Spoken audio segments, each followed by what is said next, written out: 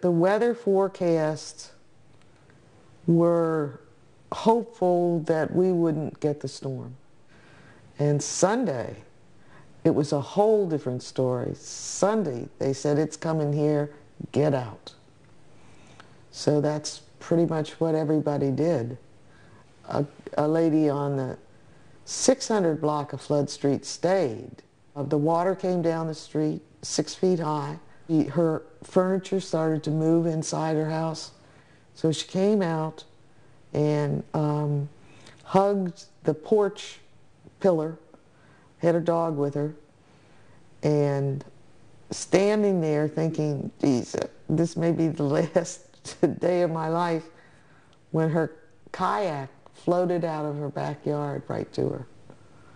Put the dog in the kayak, she got in the kayak, and they pedaled over to a 2-story house.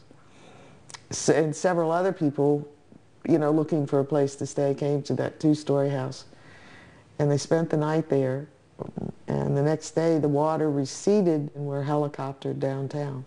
I didn't know the extent of the damage until I finally got down here. This was the last neighborhood to be let back into the city. We were allowed to come back and look, but nobody could stay overnight. Well, actually, I don't know who, you'd be crazy to stay overnight. So, but during that time, people would come down here and during the day and work, and then go back wherever they were staying and come back the next day. Work started as soon as we got in. Work started. I lost all the pictures that I had.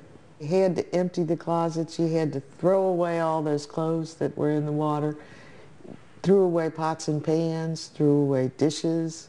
You just were busy and then dead tired when you got back to wherever you were staying. I lived in a trailer, 30 square feet. I was working on my house, 300 square feet. The drive back and forth every day was so dangerous. There were no stop signs, no traffic lights. The hard part was when you really got into trying to fix your house up. You know, I picked the wrong contractor who stole an awful lot of money from me and whose workers did more things wrong than they did right. The federal money's all gone.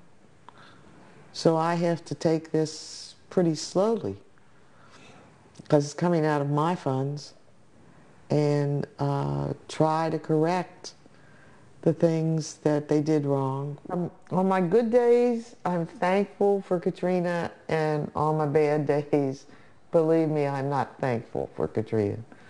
But it did enable me to do what I wanted to since the first day I began to live in this house, and that was to restore this house as much as possible to its original state. Every day, whatever I was working on got a little prettier and a little more fixed and a little more filled. It does give you great joy and great pride in what you were able to do.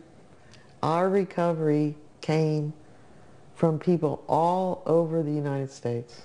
That just gives me great hope. You know, this nation can pull together and help people in need.